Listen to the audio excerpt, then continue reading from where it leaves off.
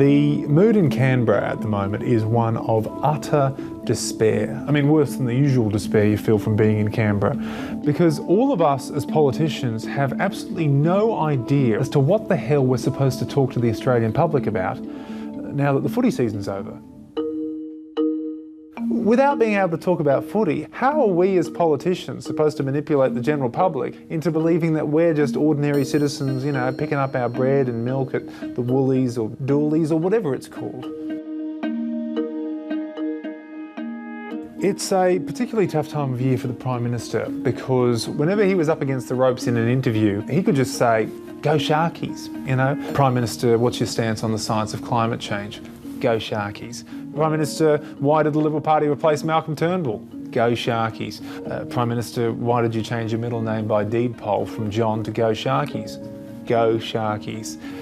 But now, whenever Scott says Go Sharkies, people just think he's talking about the federal member for Mayo. And no disrespect to Rebecca, lovely woman, but, well, she's no Paul Gallen.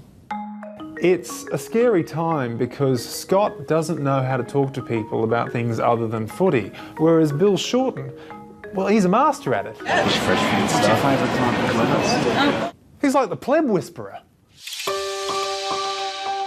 Sport is an undeniable characteristic of the everyday Australian, unfortunately, but it does help break down some of the barriers in our society.